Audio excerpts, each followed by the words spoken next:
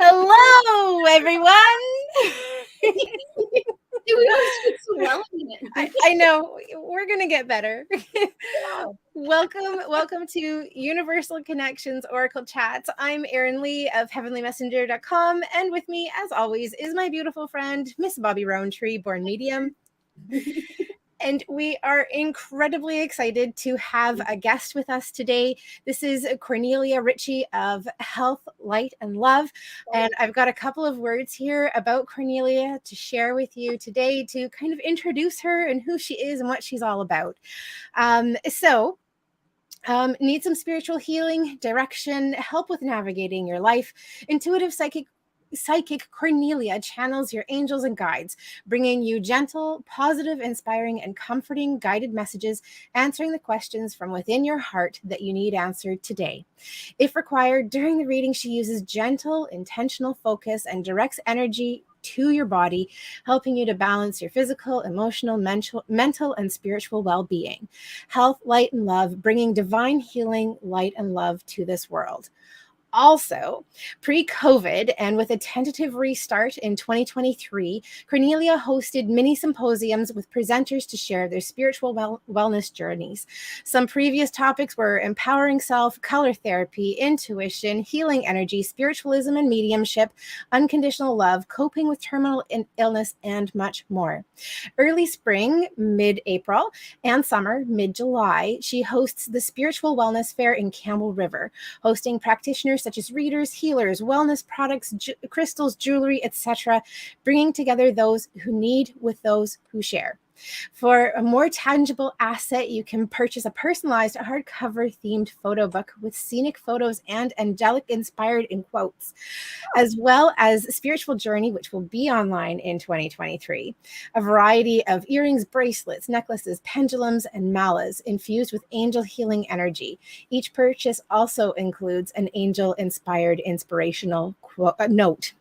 As a dementia caregiver since 2014 and full-time since 2019, Cornelia has learned to navigate the many facets of their life with dementia. For those who need this, she shares how using her intuitive guidance has helped to make this journey easier for her partner and herself. She has the ability to look at most situations in a calmer way. Using meditation and other spiritual guidance, she has learned to take care of herself and her partner to enable a more peaceful environment for them both. Cornelia, welcome. Wow. Thank you so much for joining us today. You're welcome. Oh, that sounds so much. Did you know how busy you were? Aren't you tired just listening to that? Right? I am tired just listening to it. That's okay. Yeah. It goes on. No, so we are so incredibly excited that you're here with us today, Cornelia. Thank you. When Bobbi and I started the Oracle Chats, we knew that we wanted to have guests, and you were, I think, actually the first person that we wanted to invite. So I'm so incredibly excited that you're here. So incredibly excited. Yes. Because you want stuff Well, to I'm say. happy to be here. Good. So before we jump in, should we go on and say hello to everybody who has joined us so far? Sounds like an idea. Okay. Did you want to?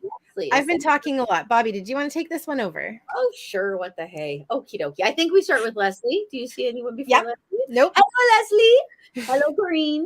Hello, Marilyn. Hello, Jill from Scotland. Welcome. Thanks for joining us. Terrible Scottish accent. No, well, I promise. That wasn't an accent. Hello, Helen.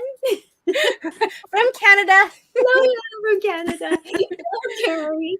Hello, Kathy. Hello, Canada. Hello, Jerry. Hello, JC. Hello, other Kathy. Hello, Pat. Hello, it's great to see you all. And I'm really excited that I'm seeing that some people are joining us on Facebook today because we weren't sure that we would be streaming to Facebook. So this is really good news. Yes. And my daughter messaged me just before we came on and said, oh, since your live stream is canceled. What? So then I started freaking out. Oh my God. Canceled it. Because I put out my, Massachusetts. Yeah. Welcome, Kristen. Snazzy. I love that word Massachusetts because of an episode of The Practice, to be perfectly honest. where a judge kept saying Massachusetts over again. And yeah, sorry. I get pop culture stuck in here like a little hamster in a wheel. All right. And hello to Raina as well. Thanks so much for joining us. Okie dokie. Now, Awesome. Connie. Yes. You're on the hot seat. Okay. Tell us all about what you do. Oh, I have a better question. Yep. How did you find out you were psychic, and when did you come into your psychic energy? Oh, okay. 2014 is when everything culminated. It happened because a friend of mine who was living down in the States went to a store. She loves angels. And she stopped by a store. She said she was guided to go in, and she saw these angel cards, and it was actually these ones. And she saw this deck and by Doreen Virtue, and the book that came with it, Angel Therapy, they're called. And she bought them, went outside, and she said when she got out the door, she had this message that said she had to go back in and buy a set for me. So she went in, she bought it, and she sent it to me. And I said, why?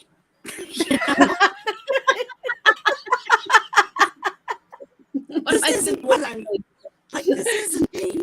And then I remembered 5 years prior to this, a friend of mine was in Courtney, and we were having, Peter and I were over there having dinner with her and her husband, and she had this oracle deck, and she said, pick a card.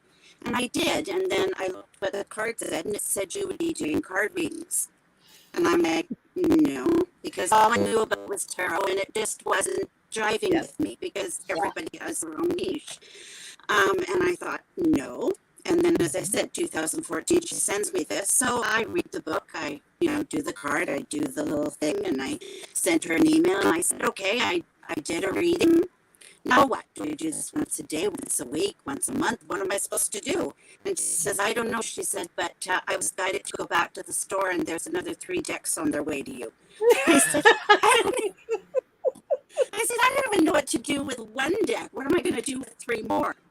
Can we just take a moment to appreciate that you were literally thrown into the deep end by your friend? Absolutely. I was not doing this. And anyway, so it continued where it started in about July, August. By the end of December, I had a number of decks. I had followed my intuition, my meditations every day. I figured out, I made a website, absolutely no idea how. Well, first off, I did a reading, and all my life I was searching. I knew I was meant to do something to help people. And so I kept reading these books, answer this question, that question, put it together, that's your purpose, nothing ever felt right. This one day I did a reading, and the card came up, and it said, your purpose is to bring divine healing, light, and love to this world. The minute I heard it, it was just like everything clicked. And it was like, that's it. And then suddenly it's like, oh, healing, light, and love, health, light, and love. That's the name of my business. I registered it as a business, figuring everybody's going to have this name. It's so right. Nobody had that name. And then I started a website, Health, Light, and Love, everything, Facebook page. Nobody had the name, and I couldn't figure out why, because it was so right. Everybody should have had that name already. And people were saying to me, well, why are you doing a website? Why are you registering it as a business? And I said, I don't know, because I'm told to. It's just kept coming every day, and they said, well, you're doing readings, you don't need to have a business name. And I said, I'm just told to do that, this is what I'm doing. So I did it. And then I just continued. I started making this website, not knowing what I was doing at all, just adding in whatever I was guided to. It was like my hands were just being typing, and I didn't really know how I was, because I had no sense of a website whatsoever. So it all came together. I then kept thinking, okay, now I did my book, Inspiration. I did these card readings for these pictures I had, and I put it together into this nice little photo book. And I thought, that's what I'm doing. I'm not doing readings, I'm doing that. So I sent, everywhere, contacted, nothing was working for that. And all of a sudden, one day I got the message in my meditation that said, "That's for later. This is now. You're doing the readings." And I'm like, no. So then I kept being, Doreen was just starting to do her workshops online. It was going to be new for her, just taking all her workshops and putting it all together online. And you send in your information and answers and things like that, and to be certified. And I kept saying, I'm not doing this. I'm not doing this until the last day of registration. And finally, and I just kept hearing every day, sign up, sign up, sign up, sign up. And I'm like, no, no, no, no. And finally I did yes. Okay. So I signed up, I took the course. At the end of and then throughout it, they said you have to do practice things. Well, I went online to her Facebook page and I said, okay, I'm supposed to practice. Who needs a reading? So I ended up doing about 30 readings by email to people all around the world, India, Scotland, Ireland, France, across Canada, the US, everywhere. And I just sent out these emails and got all this information back going, wow. And I'm like, really? I don't know what I'm doing. Anyway, so then at the end of her course, a person asked, and they said, well, what about doing email readings? And she says, those are the most difficult. She says, because you don't see the person, you don't know the person, and they're the most difficult to do. And I'm sitting there thinking, I've just done a whole bunch of those. I've never done one in person yet. I was terrified to do an in-person reading. Because it was just like, I'm going to be facing the person. And so by the end of December, I had from absolutely nothing, started with the website, the whole thing, the course, all the readings, had my first in-person reading, my first client, all of that within like under 6 months. And the other thing in the middle of that, the Saturday before I got the first deck, I had there was a lady, Laurel Geese. She was in Oceanside here, Ocean Resort, and she did a weekend, and I was only able to go for the meditation on the Friday. And through the meditation, it was find your purpose. And through the meditation, it came up and it said, you are loved. And I was crying. And I'm thinking, this is ridiculous. Like, why am I crying? Everybody's looking at me. And all of a sudden, they were all just saying, no, you're just releasing all the things you need to let go. And then a few days later, that deck came. And then the following Saturday or Sunday, she was in town at a local place doing another meditation.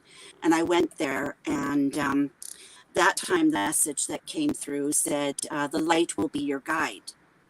And everybody's going, wow. I shared, I'm open. I just shared with everybody and said this, and they're going, wow, that's terrific. And I'm thinking, what does it mean? So I literally went home and I typed in the light will be your guide in Google. And I came up with light worker. And it talked about how you've had all these different things going on in your life, and then how everything comes together, and then all of a sudden the awakening will be there, and within a short period everything will fall into place. And I thought, that makes sense. And then the other thing too is throughout the day, like people were asking me throughout those months, well, what's going to, what are you doing with this? And I said, I have no idea. And I literally did not. And I was basically told that if I had been told what I'd be doing, all the things I'm doing now, I would have held myself back and kept myself from going forward, because I would not have believed in myself. So I would tell people, I've been told, this is what I'm doing right now, where I'm going to be told when I need to know. So it was on a need to know basis. So that's how it all started. And then after, I started looking back and realizing that in the early 80s, when Peter and I were living in Alberta, I had a visitation from my ex-grandmother-in-law. Her and I were very close. I met her when I was 14, and when she passed away, I saw my life with her, and then she was standing at the foot of the bed and said, I love you and goodbye. And I woke Peter up, and he's like, I can believe it with you, it's just very. And then throughout that time, I was reading a lot of spiritual books and that as well. I also had premonitions of things like when my dad his thumb got cut.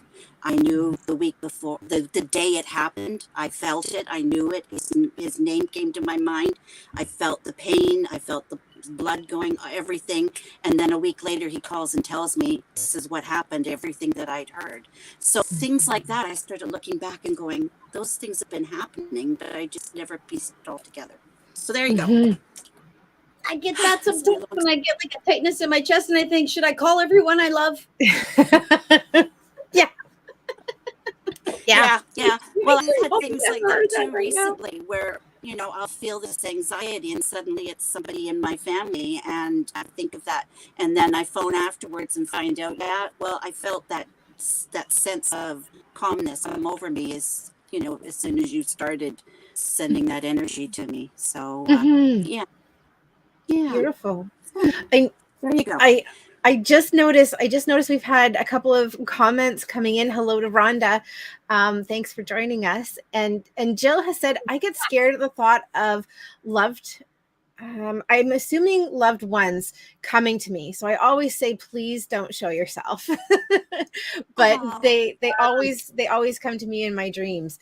Yeah, it can be overwhelming to experience your loved ones showing themselves. But I don't know about you. Well, I mean, like Bobbi, you certainly have more experience in this than I do. But I mean, for me, I feel my loved ones around, and it actually brings me a lot of comfort. What about you guys? It depends. Well, sometimes they don't know how to communicate in a comforting kind of way, and they loom. Or you get a loved one that wants to help so bad, and then it's almost like at you a little bit. We feel it a tiny bit. I don't know about you, Connie. Do you have the same thing with your loved ones when they kind of show up sometimes if they don't know how to communicate properly? Well, I had that experience, and then since then, I've basically just had the sense. Like I know, like I can smell different things, and I've realized who it is, and you know, and different things. Like to me, I just say thank you to them for being there and for just you know, letting me know that they can communicate and that I'm here if they want to, you know, or as you said, to help, just to comfort us. And let us know we're not alone. Yeah. I say there are easier ways. Listen. Find an easy way to. So I haven't had anybody scare me that I remember. So but and actually I think well, when Jerry talks about the fear, I actually think it has more to do with the putting yourself out there as a psychic. So let's just read Jerry's comments. So Jerry said, Connie, you are braver than me at putting yourself out there. It scares the bejesus out of me. I just have to take a moment and say, Jerry, I love that you've used the word bejesus because that's just such an awesome word. What you mean? Yes. I am afraid of being wrong, but have not been yet, but still. And she says, you are awesome and brave. I tell you that fear of being wrong, especially when you first start out, right, Connie? Absolutely.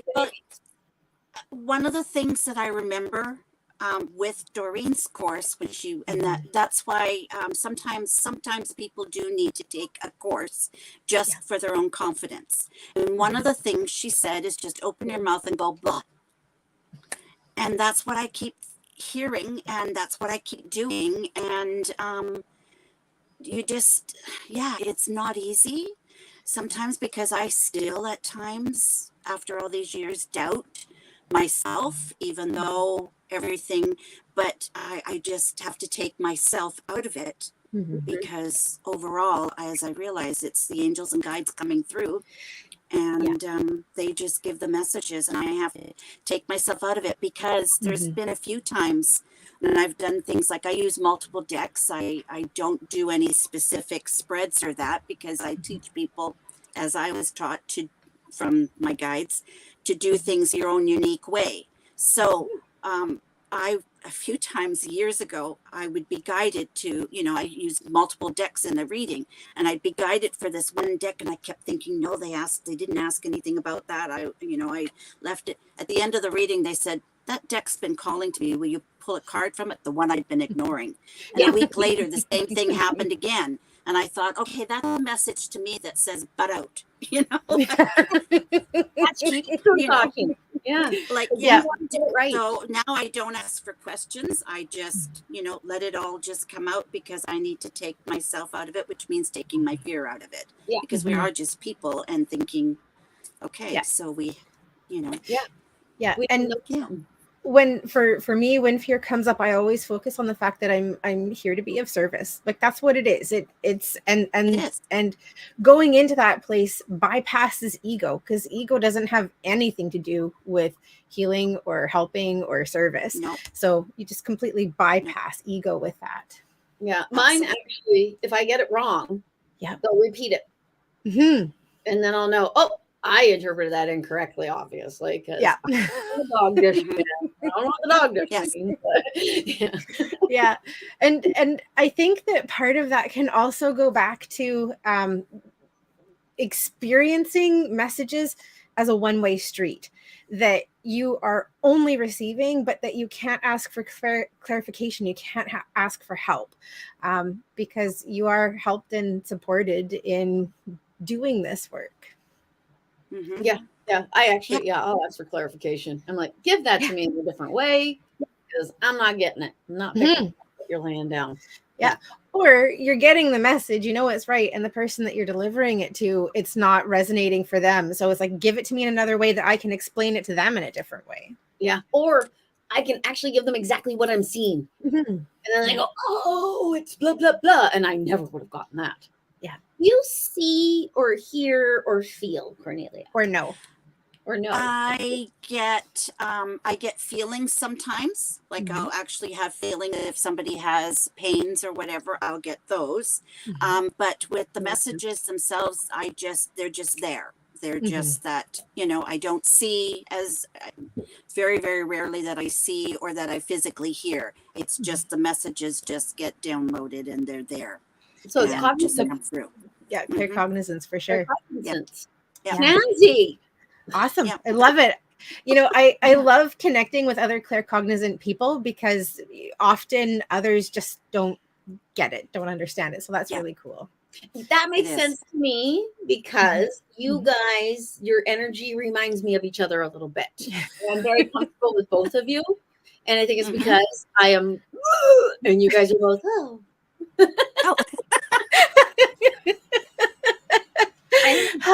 Well, Connie, we're part of the club. Yeah, we are Cotton Ball crew. Yeah. You absorb things, you allow things to get pushed against you. You're the Cotton Ball crew. Yeah. Oh, okay. Crew. My goodness. I just like that. That's kind of like fluffy clouds. Yeah. There you go. Clouds. Yes, that's why you work at the Angels, because that's where they hang out. Mm-hmm.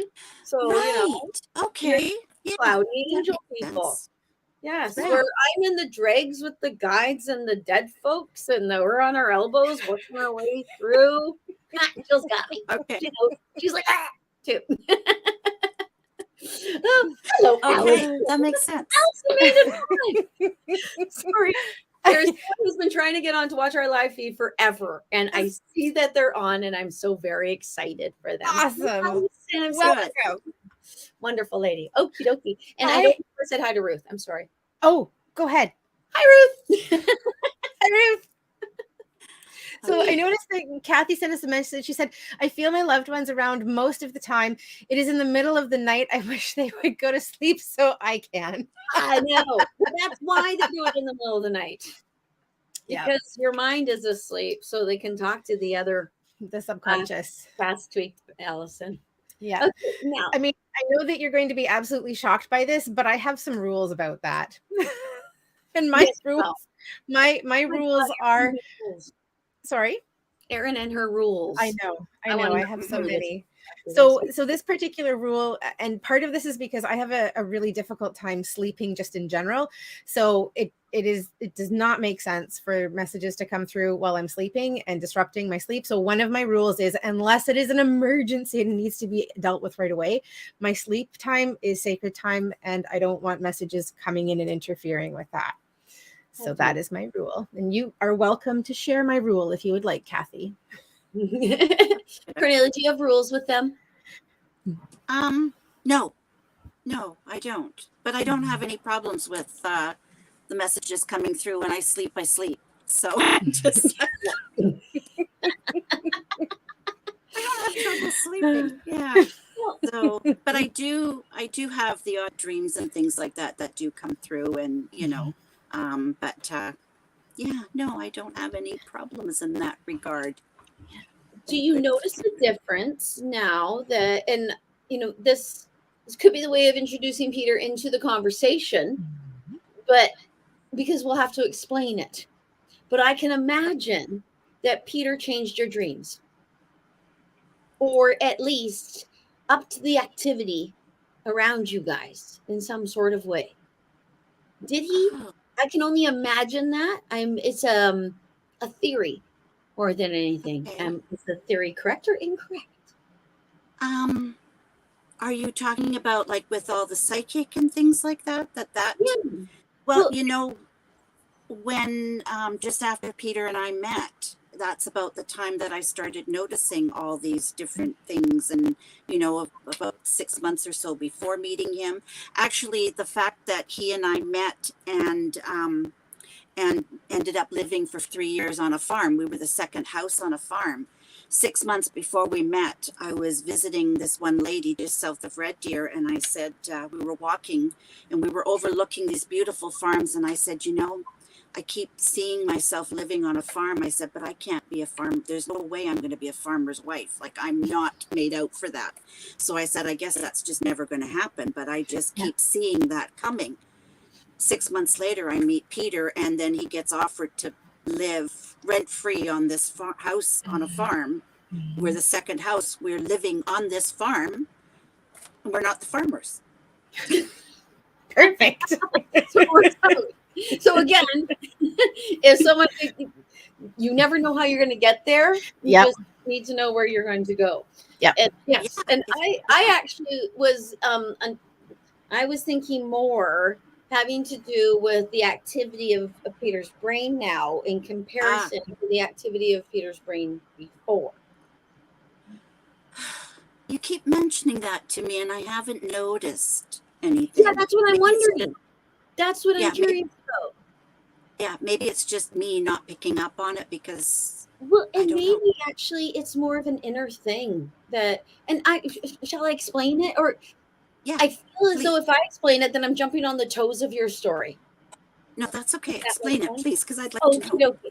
So Cornelia's partner, husband, loved one, has dementia. And when I see people with dementia, they show me people with 1 foot on the other side and 1 foot here. And they show it as though they can seamlessly travel back and forth with the other side and here. And therein lies a lot of the confusion that they receive. So interesting. I'm curious as a psychic woman, because Peter was living with you and sleeping right next to you at the beginning of his dementia journey and for a very long time of his dementia journey. But my thinking is that your mind was so intact on taking care of the man that possibly the psychic stuff got pushed to the side because we're taking care of someone. Would that make sense? That makes sense, yes. But yet, as I mentioned in my, write-up there, is that most of my life in the last 8 years with him, with the dementia, 38 years together, but the last 8 with the dementia, has been still being connected, psychically connected with my angels and my guides and living my life. Like right at the start, we found out of his dementia because I just kept being prodded about, do you notice this? Do you notice this? Like those messages just kept coming, like this isn't right. This isn't, find out, check, and so I would be following that. And so, and we're going to the doctor, and the doctor's saying, oh yeah, well, it's the start of dementia. It's a long ways away, but all these different things were happening. And, I'd just be, as I said, paying attention and following where I'm being guided to direct and asking for direction and where to go and how to manage all of it. You know, Yeah. And I think yeah. you did wonderfully. Yeah. So, well, just like, yeah, it's really tough when you're day in and day out. And of course, me who loves to sleep, sleeps really well, ends up getting up every 5, 10, 15 minutes, half an hour every night because he'd be waking up. And I came up with so many different things that I did just with the messages asking for help, like, how do I handle this? How do I do this? You know, so with him getting up, and so it was like, oh, get one of those, you know, things that they have where you can tell if somebody in the store in the museum, they had one of those little buzzers. Somebody'd walk by and the buzzer would go off. And it was like, see, there's that. So find something like that. So I'd find something like that. And, you know, the minute he'd sit up, the buzzer would see his head and it would go off on my side of the bed. You know, because I slept so soundly, I didn't notice when he woke up, you know. Yeah. So I kept asking, and I was very innovative with a lot of different things that I did. Again, because I'd say, help me figure this out. Like the last 6 months when he was home, he fell one time, and it was like the middle of the night, and I'm sitting there like trying to get him to put his hand up on the couch and sit up, or pull himself up. Well, he couldn't comprehend doing that. So I'm sitting there, okay, help me. You know? So it was like, okay, you bought one of those little stools. It's about this high for sitting out in the garden. So go grab that stool. So I grabbed the stool, and it's like, put his bum on that stool, you know, and then pull him back. So now he's sitting on that little stool. And then get the walker. So do you think that you received help more in the practical things that humanly do rather than angelic help on the spiritual things? Because could they have even helped? Well, that's, yeah. I was needing help with the practical. Yeah. So with the spiritual, I do my readings, and that was, and again, I had to fully understand and believe and know that he was being looked after for that time while I was off with my client in my, you know, office for the half hour, an hour, you know, and just know and understand that he was okay. So, and of course, you helped a lot with that, Bobbi, by telling me that his mother was there, catching him if he was going to start to fall. And I wanted to tell you that I saw that happen. I wanted to share that with you because it was about 6 months after you told me that, and he was coming out of the bathroom, and usually I would walk with him, but he was determined to do this on his own, no walker or anything.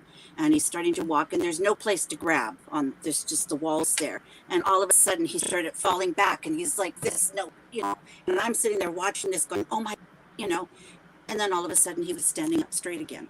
And I remembered you saying that she's back there catching him and bringing him back up, and I just said thank you. That's awesome. Yeah. Wow. So I thought I'd let you know that. Yes. Thank you. That's beautiful. Yeah. This is actually, that was part of my question. I put my hand up for the question. Because I think I'm 4. Because I was curious as to, as a psychic woman yourself, if you felt like you could hear him.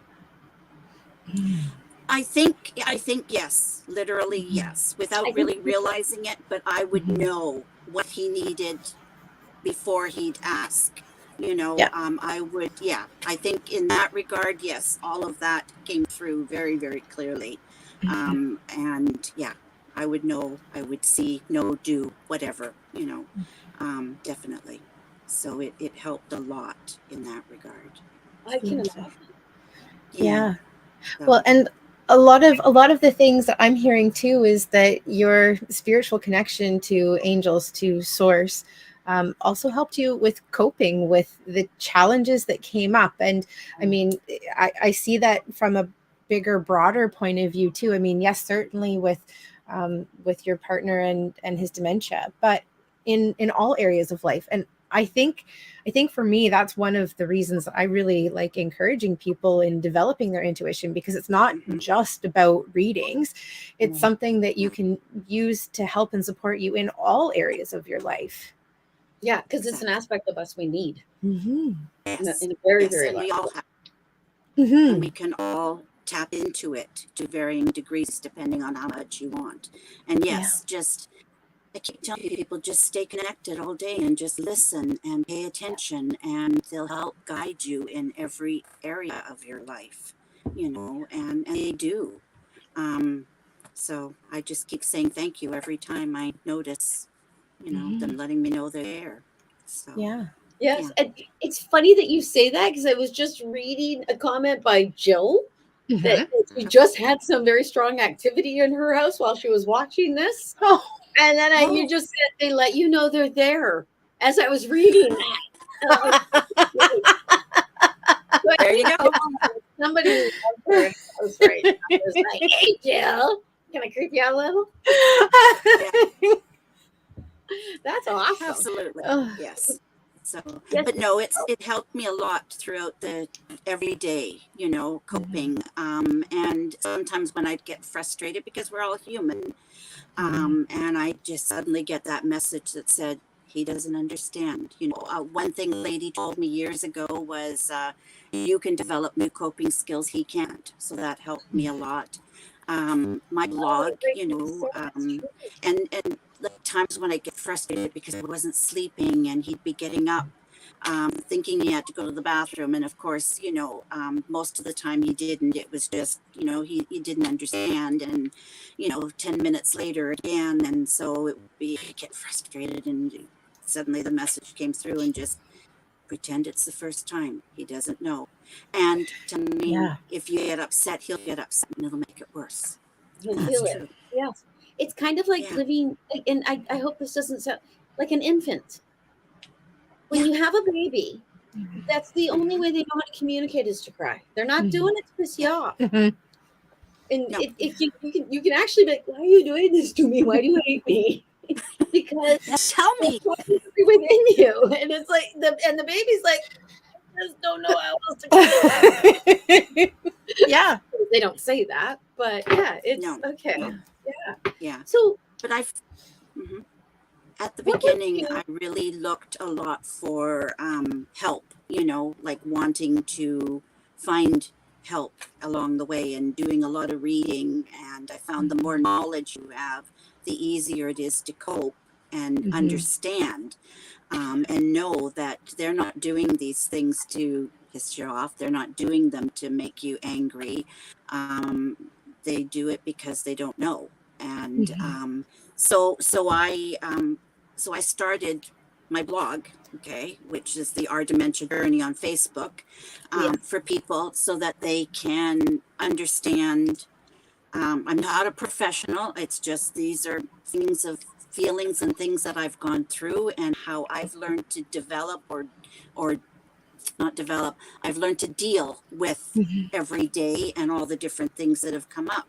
And about 4 or 5 years ago, all of a sudden, I this weekend went of taking all these different blogs that I put together and putting it together into a book. And it was like, oh, okay, I'll do this, and I'll self-publish this. And then it was like, no, that's the start. There's still a lot to go. And I'm like, oh, really?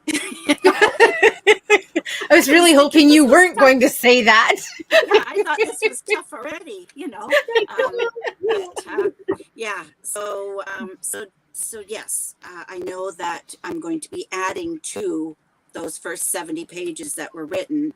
And they just flowed out. Everything just came. It was over a weekend. Again, like with my website, everything just came out. And then it was like, now you're going to take all these different blogs, and it's just going to get put together.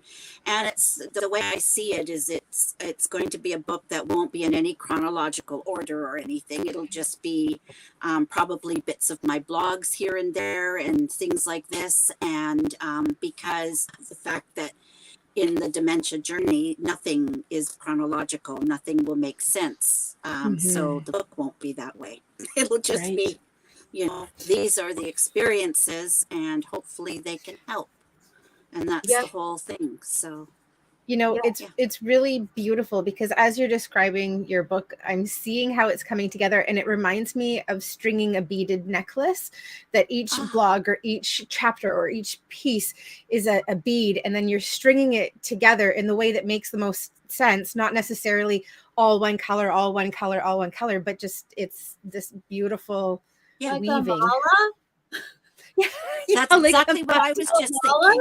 Yeah, which isn't that ironic, because the malas and stuff, I ended up buying one years ago, and then I learned how to make the malas, which then developed into Lori saying, hey, let's teach people how to do this. And then so then I was like, oh, I've got way too, I can't leave Peter on my own. So she went off with that, because she's much more into enjoying and doing that. And I loved it too, but it just, my priorities were Peter. And I think I was just meant to start it. And I learned how to, every intention, every bead you put together, and every knot you make in between each bead is an intention put into that mala. And so, the book, the blog, all of that is with the intention of helping people so that they can cope, helping other caregivers so they can cope. And that's been the whole, I keep thinking there's 20 years between us, right? And, we've been together for 38 years. There's a reason I'm this much younger and have more energy than I would if I was 20 years later. So, there's a reason for it. So why not use it to help other people? And that's the whole reason. And because divine healing, light, and love, well, helping dementia caregivers to deal with dementia and their spouses, that's a big part of it too. So that's why it's all under that umbrella too. So yeah, absolutely. Awesome. I'm just, I knew that this was going to be an inspiring conversation with you, but I really see how the way that you're approaching what could be called a challenge in life is, I think, really inspiring, because it applies to all sorts of other challenges that people might experience. You've come up against something that is difficult, that you can't deal with. What do? Well, you can cry, or you can ask for help. And in that moment, if you're open to it, then help can be there. How can I support somebody? Well, I'm going to learn more about it. I'm going to tap into my compassion, and I'm going to do the best that I can with the resources I have. And when I know more, I can do better. Right. Absolutely. Yes. Yeah. And I think, does it give you a stronger insight into the mind? In a way, yes. It's just absolutely, it does amaze me how, we get different analogies about dementia and things like that, but I thought it was just memory, they'll start to forget your name. They'll start to forget this. But it's so much more, some days they'll remember your name and other days they won't. And not being upset. Like, I've gone in to see Peter now that he's in a care home, or even when he was still home, it was the last 3-4 years, every once in a while, I would be Sharon, his first wife, or I'd be Linda, his second wife, or I'd be Joan, his sister, and technically they say you don't correct them. I'm sorry, I was just a little bit too much. It's just like, no, I'm Connie, I'm Cornelia. I'm here, like, we've been together 38 years. They were only 10 years with you each. So I usually laugh at him and I say, you've been stuck with me for 38 years. So, you earned your name. You earned your name. This is who I am. But no, I don't say it in that. I don't even think of it in that regard. I do, joke about it and laugh about it, and I realize he's not doing it to hurt me. He's not doing it. He remembers that it's somebody that he loves, and so the name is wrong. Big deal, Yeah. But that is something. Like, as you know, Cornelia is my real name, and for my readings and that, I go under that. But Connie is my nickname. And when Peter and I met, I've always been Connie, other than when we got married. You know, legally I had to use my name. But about 3 or 4 weeks ago, I was there the one day, and he's asking, well, who's that? And so I told him the curate's name, who he was asking, and that. And then I looked at him and I said, who am I? You know, and I just like, I don't do it to get him upset, or if I see that he's really struggling, then I'll tell him right away, you know. But if sometimes he'll sort of, because joking tone, and he'll look at me and he'll sort of think, you can see his mind thinking, trying to figure out who I am, and he goes, you're my wife. And I said, great, yeah. You know, so I thought that was a good thing, because sometimes that could be who knows who. And then I said, okay. I said, well, what's my name? And he looks at me for a while, and then I was always almost going to tell him, because he was taking quite a while, and he goes, your name's Cornelia. Wow. And I thought, wow. Yeah. Yeah, because he's always called me Connie. Yeah, you know? that'd be like someone calling me Roberta. Yeah. Yeah. Because that's my real name. Yeah. Thanks, Mom. Yeah. So the fact that he said that, it was just like, wow, you know, his memory remembered that at that point, you know. Yeah. And I remembered you as Cornelia. To me, okay, this is what I would say. Mm-hmm. I would say there was a little angel who said Cornelia, because that's how they know you. You are Cornelia when you do readings. When we do readings, we're in a whole different world. We're like up on the mountaintop there. So it might have been them, because that's how they know you. And that might have been your clue. A little bit. Beautiful. Because it's almost like you are, it's got to be tough, because you're not in an observatory role. You're in the role. Yeah. So when you're in the middle of it, because it's like, and I hope this is not too crass, but it's like when you're trying to heal your own self. Yeah. You're in the pain. So you almost have to get past your own pain to get to the healing. Yeah. Yeah. So you actually have to well, and I think I've told you this before. I think that this is happening within your life for a reason. Yeah. And I think that you are helping other people with it. Yeah. So I noticed that we have a couple of comments that have come in. I know that I'm missing some, but Pat said the last time I saw my mother-in-law who had dementia, it was over FaceTime. I'm sure she had no idea who we were or how we ended up on a little screen. Does she know us now? Do you have, I mean, not from a reading point of view, but from your experience, maybe we've already kind of talked about that, but does it have to do in your experience with like closeness and repetitive connection? I think if nothing else, even if they don't remember your name per se, they will remember feelings. Okay. And if you give them that feeling of love, of joy, they'll remember that feeling, and that you gave them that feeling, regardless if it's over a TV screen or if they know your name or not.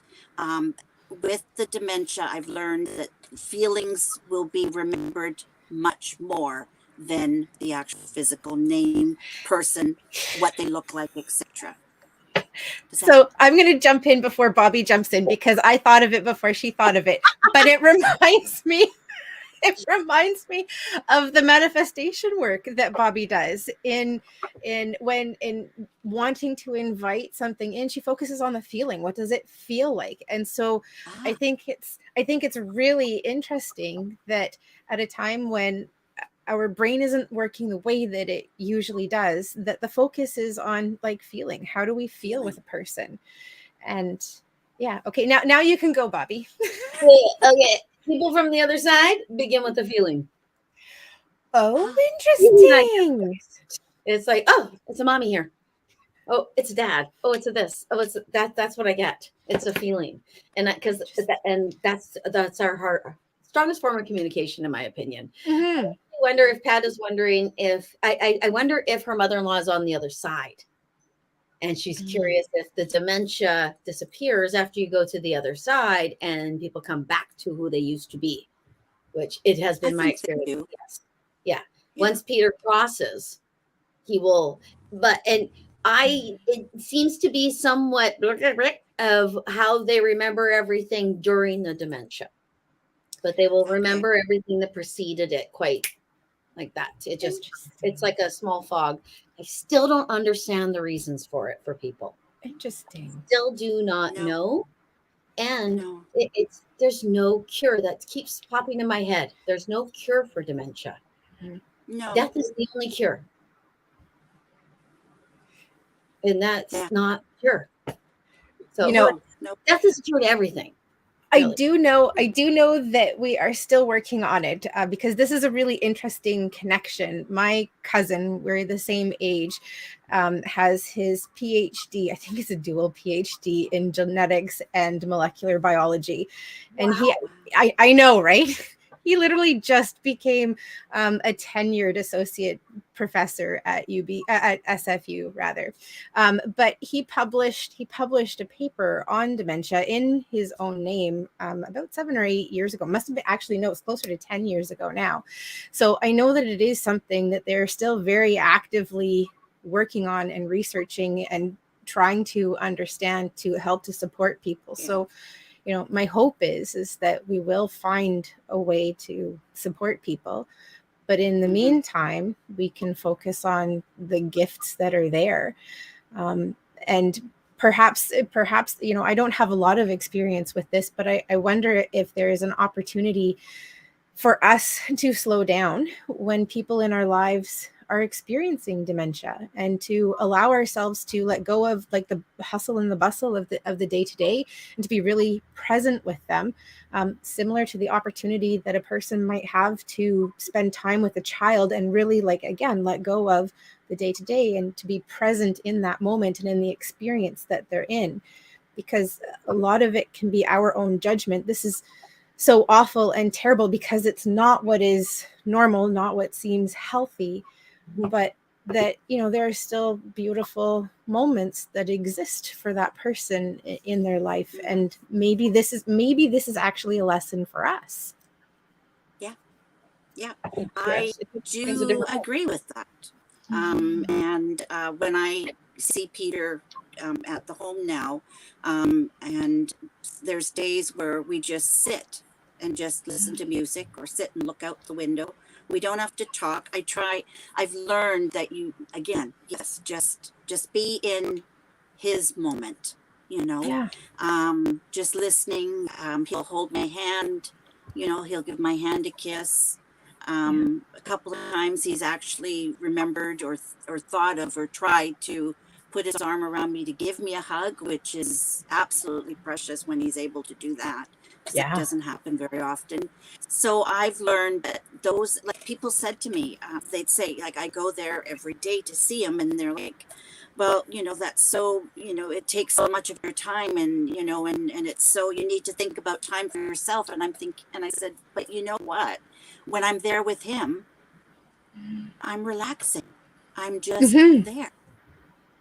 Sometimes we'll play a bit of a game, or I'll toss a ball back and forth with him, or try and get him to see a little color or something, or we'll watch Jeopardy, and he'll sleep through some of it, and, or we'll, participate in some of the activities they have there, or just, as I said, listen to music. He loves music, so we always have the music on. So it's just like, but when I'm there with him, 90% of the time we just sit and we just hold hands, and that's my chill time. I don't need to fill it. We don't need to fill it with constant talking. There's no need for that. And it's my downtime, And I think that's such a beautiful gift to share with each other. Yeah, it's gorgeous. Absolutely. It is. Yeah. Well, and you've been married 30 years. You don't have to talk anymore. 38 years. Yeah, no, we don't have to talk. No, we do. No. We did always finish each other's sentences and know what each other were thinking and saying. Go, absolutely. And he would know. Yeah. Yeah, absolutely. Yes. Yes. Yeah. So Lori Ann, go ahead. Sorry, I didn't mean to cut you off. No. Okay. Well, I was going to say, Lorianne has left us a beautiful comment here and one down below. She says, thank you for your words. My mom is in the midst of memory loss. She is 91. I am so grateful for her love and our 3 days every week together. And she said, I do that 3 days a week, every week with my mom. And I believe that comment came in as we were talking about slowing down and just being present. Yeah, yeah. It's almost awesome. A tiny bit of a gift, isn't it? Because I tell you, because people in my family seem to just die on me, and then I think, oh, if only I had, those sorts of. So I'm looking at the silver lining. Yeah, thank you. Yes, it's a very thin thread of a silver lining, but it was a silver lining all the same. And yes, and I don't know. I see the two of you together. I have seen the two of you together since this has begun. And I have not seen any disconnection or anything in between you, just what you believe in between you. There's nothing separating the two of you whatsoever. No. Nothing. And I think that's a big choice too. When all of this first started, I went to a couple of meetings where people would go and they'd talk, and I ended up not going back because it was so focused on just all the negative happening. And I'm thinking, I can't go through my next number of years just focusing on all the negatives that are going on. I've got to find the positives that are in this and the good things, and yes, it's not saying that it's not been difficult, and the different situations where bathroom situations and all sorts of things going on, and how things ended up getting worse and worse, and but you've got to, no, you don't have, nobody has to, but it's a good idea to sit back and look at the perspective, look at it through the eyes of the glass is half full versus half empty. Like, what is the good thing in it? Because if you don't, you just end up becoming very unhappy and hard, and your heart closes up and bitter about what's going on. And again, not saying that I don't have those feelings at times, because I do, but I try my hardest to change it around and say, okay, let's look at the good part of it. What's good that's happened, because if we don't, that's one of the things why I want people to understand is you just look good. Yeah. Yes, Bobbi, Jerry, I saw you. Jerry makes a very good point along those same lines. Yeah. What I was going to say. She says, when your partner has dementia, I am hearing it is to open the path that their surviving partner is destined to take. Yeah. So, and I think we've even talked about this before, that what your wonderful fellow is going through, you are going through too, and it is a lesson for you as much as it is for him. Yeah. Maybe even more for you. Yeah. In fact, possibly completely more for you, but it's really. Go ahead. Oh, I wasn't saying anything. I was just. Oh, okay. I just thought I was going. I thought I was interrupting you. Sometimes Bobbi and I end up talking over each other because there's definitely a lag between us and everybody who's watching. But sometimes there's a lag between the Bobbi and I as well. Anyway, yeah, that's why she has her hand up.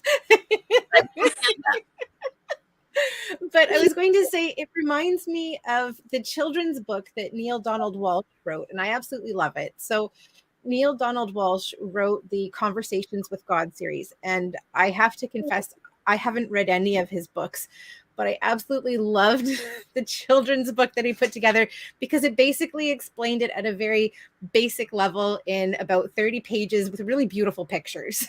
So it is definitely a picture book.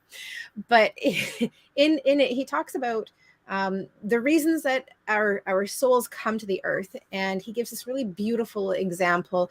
It's called the little soul in the sun, and this soul is preparing to come down to earth to have its experiences on earth, and God is asking the little soul what experience it wants to have while it's here. And the little soul's really excited and says, I want to learn forgiveness. But living in or existing in like heaven or God, source, universe, that place where we're all one, where there is nothing but love and peace, it was unfathomable to the little soul that he would be able to experience forgiveness. And so another little soul came up and said, I will go with you and I will teach you forgiveness. And it was done from a place of love. And so this was his understanding that he had, and that, we have connections with people while we're here. They're not always things that are positive. I mean, obviously, a marriage and a partnership and a relationship is something that's positive. But that, the foundation of everything that we go through, that it always started with the intention of love. I love you so much. I'm going to come with you, and I'm going to be the one who helps you to learn forgiveness, because that's what you wanted to learn while you were here. So I just thought that was a really... That is. I like that. Yeah. So Peter, I'll be in your splash zone. And here you came. Yeah. But, I think a lot of challenges that we experience in life also help us to open the doors to absolutely, to what we need to be focusing on, what we need to be working on. Well, so every time we're going down life's path and then we run into something that stops us on that path, we must pivot. Or just walk in place. We just keep walking against it and butting our heads against the brick wall, and eventually we're going to make our way through it. A lot of people will do that. Just keep on pushing. And I actually think that that's what you did. You pivoted. Yeah. You said, this is the way it's coming, and I have to figure out how to live with this. So I'm going to make this the best for me. And honestly, Connie, really, with what you have done, I think I understand why the caregivers say to you, you need time for you. Because it would appear to other people that you put yourself aside for your spouse. But I actually don't think that's what you're doing. I actually think you're putting yourself right in the front there, because this is your spouse. And if you were, I can't even imagine doing anything different for you, because you're just so loving and caring and giving. And I'm not going to say this is why they've done this to you, but no. But it is giving you. Oh, I don't want to say. I hear that you might actually even want to find a grateful moment within it, because that is something for you to say. No, but it is. It is. It's, okay. We have to find the gratitude in every moment, regardless of how difficult it can be, and the forgiveness stuff. That's something too that, over time, you just have to realize. The whole basis, as you said, is love, right? And if you can't find the forgiveness and you can't find the gratitude, then you don't have that love. So it all comes together. It's that three-sided stool, right? Only in a different way. Forgiveness, gratitude, and love all comes together. Triangle. Yeah, the triangle. It's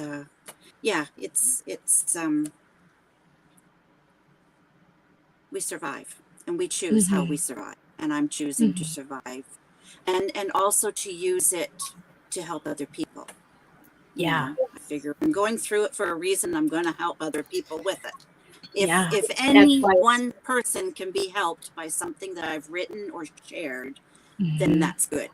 If they don't go through life feeling destitute, alone, feeling like they can't handle it, feeling like it's too much, or why me, or getting angry. See, that's the other thing too, is realizing that if you get angry at your parent, your spouse, whoever has dementia, it happens. We all have done it. Luckily, 90% of the time they won't remember. You do. And that's the difficult part, because we remember. But if we can spend most of our time trying hard to find the good in it, realizing they're not doing it to be mean or angry or hurtful to us, and also realizing that, like a child will mirror your emotions, they will mirror your emotions.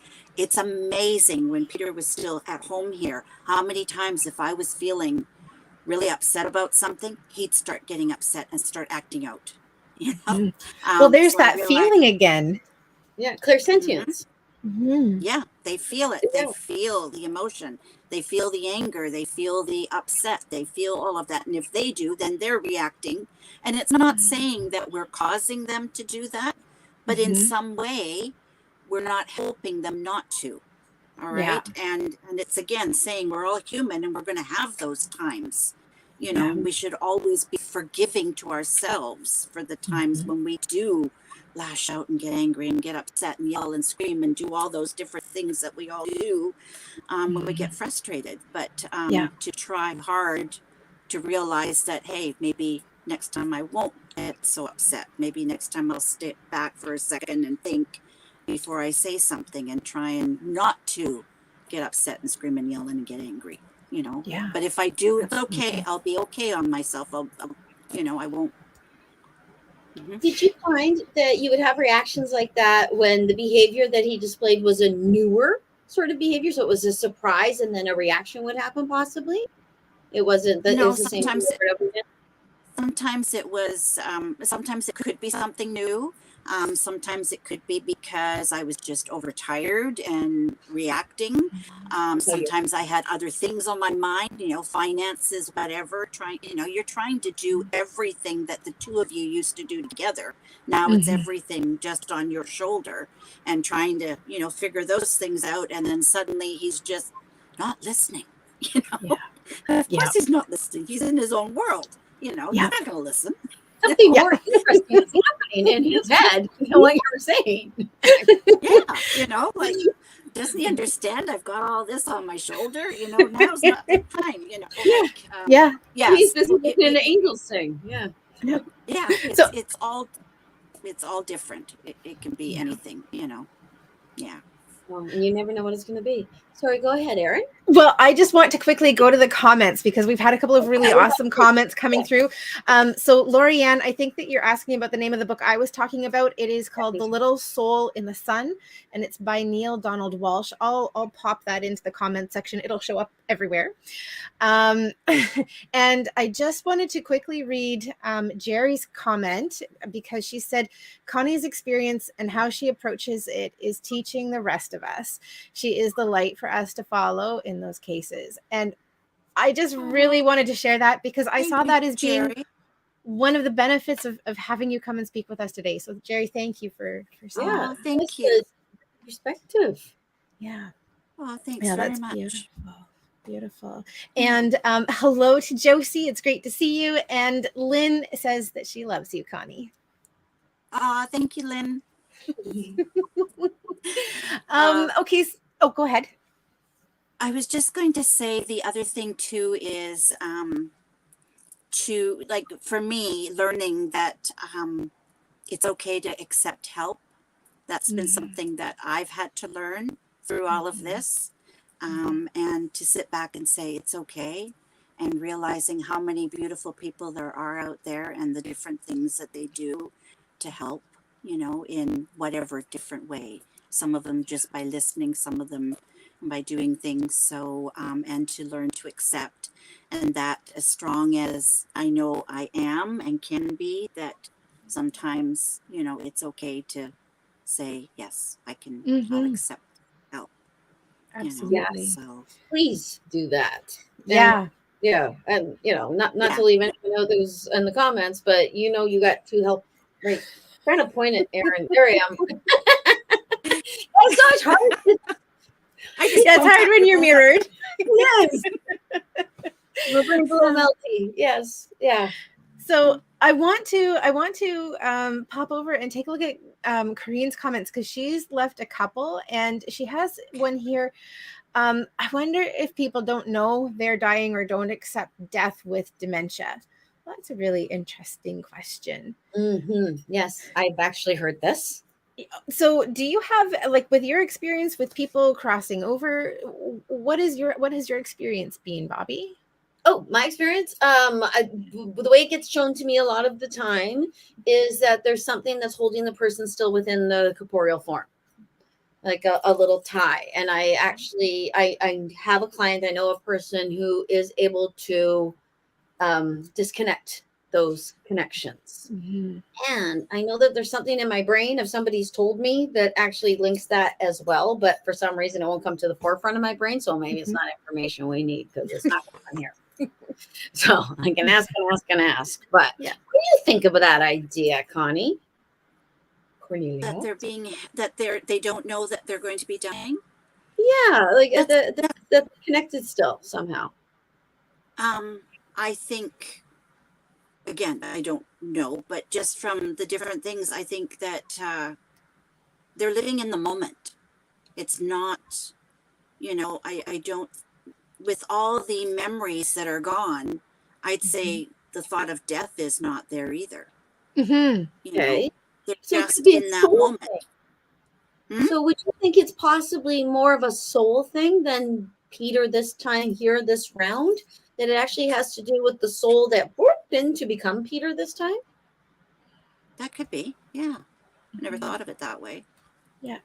Okay. Yeah, and I see Josie's just popped in, and she says, I think that they're able to be in both worlds. And that's something that you'd kind of talked about before, Bobbi and Connie, that was that, that they can be present in our physical world sometimes, but also on the other side, and that they actually have a really interesting experience.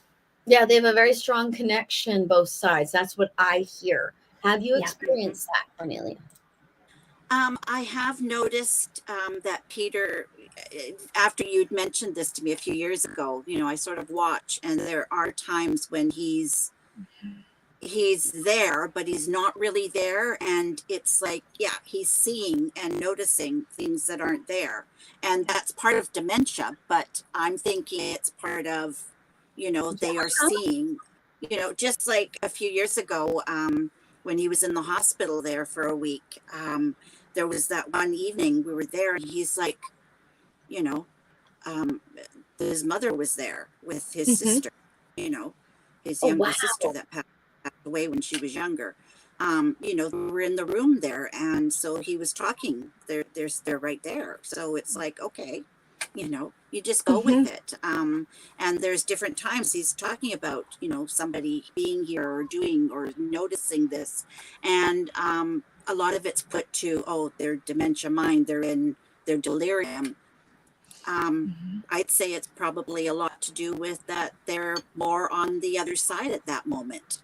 I can't base anything on any facts. It's just my thinking is that it's not so much that they're in a delirium. Well, there is the delirium is a real thing, because he went through that different times where suddenly everything was on fire, like there was fire all around us, and he was trying to get out and started banging on the windows to get us outside. And when we did go outside, this was like 2:00 in the morning, we go outside, and he's like, watch where you're walking.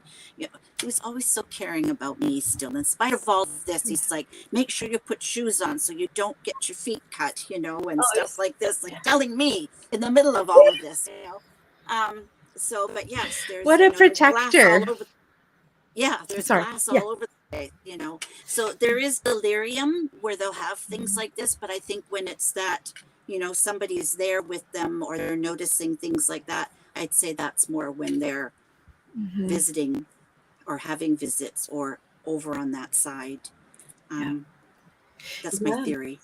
It reminds me a little bit of what can happen for people who have psychic experiences where they start to lose connection with the physical world, and they are living completely up in like that spirit where it's really comfy and cozy, and there is that disconnect. That person is transitioning and on the other side, but their body is still physically here and functioning. And it sounds like part of the experience that you've witnessed is that, there are times when he is like in an in-between place or on the other side, but still in a physical form. Yeah. So, Yeah. Well, Do you know what Yeah. I think? Yeah. Hold on. Can I just say to Pat, only part of your story came through. Yeah, I tell Pat that too. If you wanted to finish it off, we ended at on exam. It was well healed. So I talked to one of, and then it stopped. So I don't know if you're able to see your full comment, but if you can paste the rest of it, I would love to share what you've had to say. Okay, Bobbi, I'll let back to you in studio. Okay, now I remember what I was going to say. So what I was going to say is, it would seem more to me that because Peter doesn't have the same mind he did before dementia started, there's nothing in his brain that says he cannot see his mother and his sister over there. So therefore, when his mother and his sister appear, he sees them because there they are. It reminded me very much of my childhood when you were talking about it. Yeah. Because in my childhood, I saw a lot of stuff and heard a lot of stuff and experienced a lot of stuff that nobody else in the room was experiencing. Mm-hmm. And I think it's because there's something, I actually talk about it in my latest video, there's something missing in here to tell me, no, Bobbi, real Z pretend Z or spirit reality, I discern it rather than that. Does that make sense? Yeah. So to me, Peter's more psychic now because we're all psychic. We just tell ourselves we're not. Yeah. Mm-hmm. So he's taken out the part of our brain that says we can't do this, and he's just there. Yeah.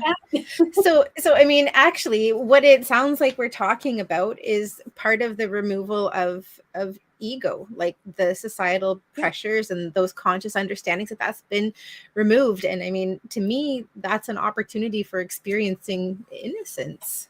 Yeah, my brain said rational brain, but I'd like to think I still have my rational brain.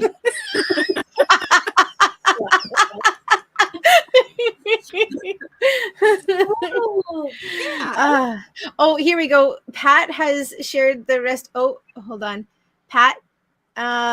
It ended at as we talked. So if you could just send us the rest, that'd be amazing. As we talked. Victor, I'm not sure why we're only getting bits and pieces of it, but I know. And Josie, her brother had dementia. May I read it? Okay. Yes. My brother had dementia. He showed me what he was experiencing. He said for us not to be sad because he was visiting his son and parents. And that he was happy. Did he go in with his eyes open? Like, was he already aware that people could speak to people on the other side before he had the dementia? I would like to know that, please, Josie. I think that's a pretty great question. And Josie had said, his son and parents had passed years ago. That's wow, what a beautiful gift. And I'm just curious about Josie too. He showed me what he was experiencing. Was he able to communicate that to you while he was still here, and maybe in a time when he was like lucid and consciously aware? Let us know. That would be really great to understand. Yeah, awesome. Wow. Listen, we need more Pat. Oh, here's more Pat. Okay, all right, I think we've got it. So I'm going to get started. So Pat said it was a busy morning about 8:30 when an elderly gentleman in his 80s arrived at the hospital to have some stitches removed from his thumb. He said he was in a hurry as he had an appointment at 9 a.m. The nurse took his vital signs and had him take a seat, knowing it would be over an hour before someone would be able to see him. I saw him looking at his watch and decided, since I was not busy with another patient, I would evaluate his wound. On exam, it was well healed, so I talked to one of... did I miss it? Yes. Okay. I talked to one of the doctors, got the needed supplies to remove his sutures and redress his wound. While taking care of his wound, I asked him if he had another doctor's appointment this morning as he was in such a hurry. The gentleman told me no, that he needed to go to the nursing home to eat breakfast with his wife.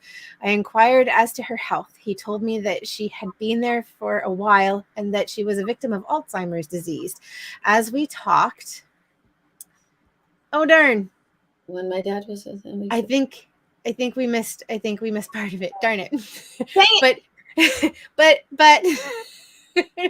I know that there's going to be a really awesome conclusion. Yes. It was a cliffhanger. Pat has us on tender hooks. Yes, as she tender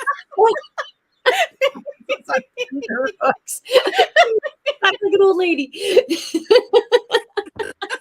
I just couldn't help myself. Okie dokie. And Josie has revealed, yes, that her brother was gifted. Oh, Okay. Yeah. okay. Wow. I actually always wonder if I'll even know. Well, yes. People are like, can't you see them? Yeah, right. And nobody will know if you ever do, because you won't have changed that much. Yeah, yeah, I won't have changed. Yeah. Well, the cousin I was telling you about earlier, his dad, my uncle, is again a genius and a brilliant man, but his mind has always been like a sieve.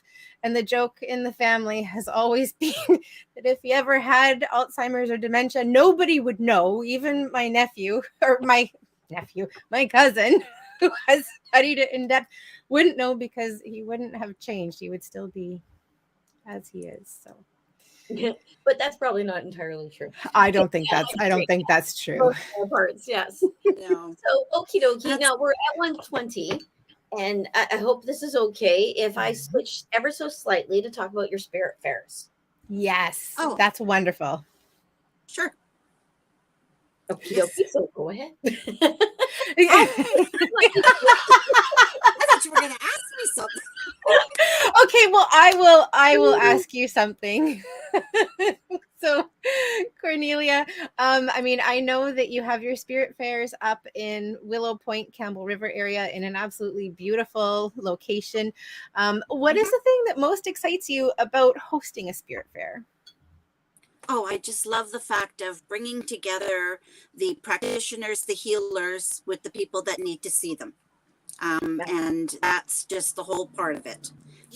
And making it open for, for everyone to be able to come in and just feel that beautiful sense of that atmosphere, that,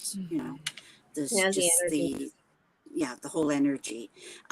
So yes, if anybody is interested, it's and the funny thing is it's been April and July all the time, and it's always ending up the same date in April and July. Like, I mean, it's 15th and 6th. I think it's 15th and 16th. Let me just double check here. And so April 15th and 16th, and July 15th and 16th. Every year it's the same date for both spring and fall. One in April, one in July. The same date, 15th, 16th this year. Okie dokie. Beautiful. See, Lorianne got to read all of Pat's story. Oh, awesome. Because I was about to say, Pat, thank you so much for sharing it. And then it ended at, and you still go every morning, even though she doesn't know who you are. I don't know why we're being capped like this, but Lorianne, I'm really glad that you got the whole story. Yeah, and I think the gist is that this gentleman goes every day for the last 5 years. She hasn't even known who he was, but he still goes. And I'm hearing too. I'm hearing, and you go every morning, even though she doesn't know who you are. And I'm hearing the response being, I go because I know who she is. Yeah. We both were. Well, yeah, because I just think back to everyone that I love so very much that has crossed in any way, shape, or form. Yeah. And I think if I could have a minute to sit with them and just watch Jeopardy. Yeah. Just to be right next to them. Yeah. Just, yeah. No, oh darn. This has happened a couple of times, and I'm not exactly sure why it happens, but Cornelia is just kind of on her side. She is. Oh, and we've lost the audio again. I'm not sure what's happened. I know that in the past, if you go out and then come back in again, it resets it. Okay, I think she's like magic. She went out. She went out. Yes. And Pat saying thank you, and Lorianne exactly. So I'm getting that as our confirmation that we were right. Okie dokie. So Cornelia might be having an internet connection difficulty. Oh, okay. That might be it. So, hopefully she'll be back before we sign off. Yes. Yeah. We have positive thoughts for that. Absolutely. We're just going to call in. Oh, there we go. Hold on. Let's try. Can you hear us now? Good. Oh, dang. She's sideways again. Thank you, StreamYard. Yeah. Yeah. This might be the kick in the pants that we need, Miss Bobbi. The pivot, yes. That might be the kick in the pants that we need. Dadgummit. Okie dokie. Yeah. Well, now, you know what? Because of this, I think we have to decide to have Cornelia on again Indeed. at a later date. And because now our Kellyan's have met Cornelia, now when we say we're going to have Cornelia on again, you can come armed and ready for Cornelia sort of questions. I think she's coming back. Absolutely. She might be coming back right now, even. See, now I can't hear you again. Oh, no, but we can hear you. You're like a voice in the dark. Okay, hold on. I am going to kick out from studio. If you want to, okay, well, we don't want to prevent her from joining again. You know, we haven't done a lot with inviting guests in, and I think that might be part of the challenge that we are having. So yes, we'll just ask for Archangel Michael to come in and help and support us with all of the techie issues. I mean, to me, I was thinking about it as I was driving home. This is almost like a kind of Mercury retrograde where like the joke's on us. Okay. Oh, here we go. See, Can you hear us now? And there she is. I can hear you. There you go. You're just on a bit of a delay. And sideways. We can stick with sideways for a moment. Yeah. Oh, except that when it goes sideways, we lose the mic, and I think I think we lose. Yeah, and I think she's somewhat frozen. Yeah. Okie dokie. Well, okay. I almost we're coming to our time. Yes.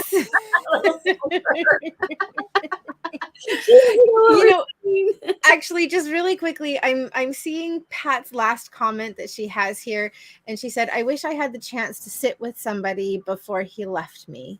Yeah. And one of the things that pops up for me is something that we talked about a couple of weeks ago as well. And it was that when somebody passes and crosses over, sometimes we have one of the greatest opportunities to improve the relationship that we have with them and to still connect and communicate. So I know it's not the same as experiencing that person in the flesh, but know that you can still connect. Yeah, them. It's so hard for the living because we have so many living limitations and they have absolutely so few.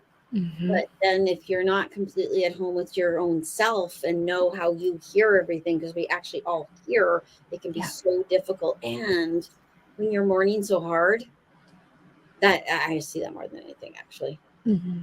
When we can't come to terms with someone's passing, we can't hear them. Yeah. But I totally understand with Pat. Yeah. And Pat, that's doubled. That's what I mean when I say that's doubled. Yeah.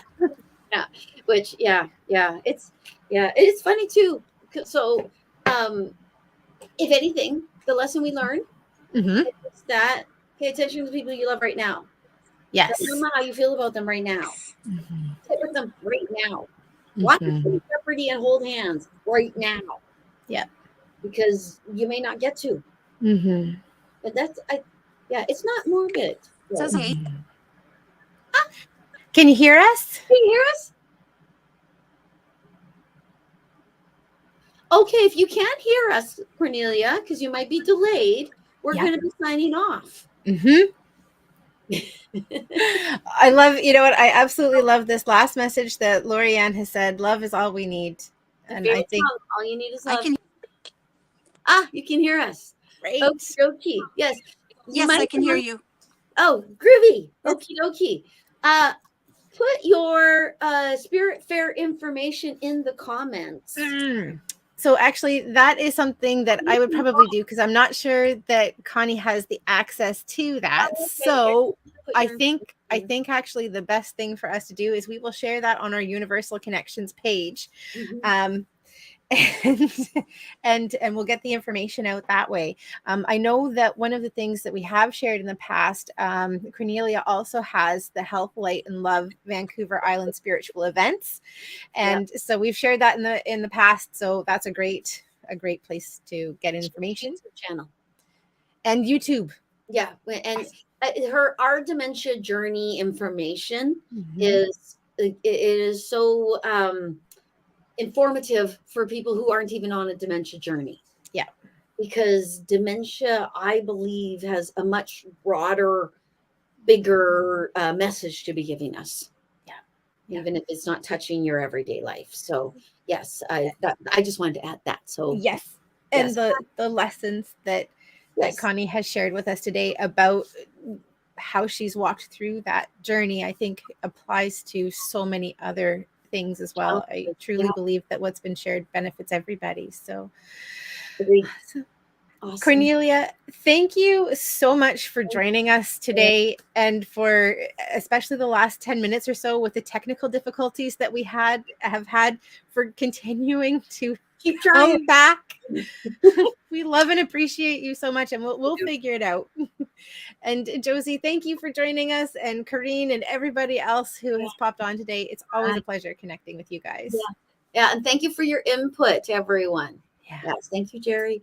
Yes. Awesome. Are we ready? I think so. Namaste. Namaste. I looked up at the exact same time, and then here comes Cornelia. Thank you, everyone. Good night, everyone. We'll see you next week. Bye. Bye.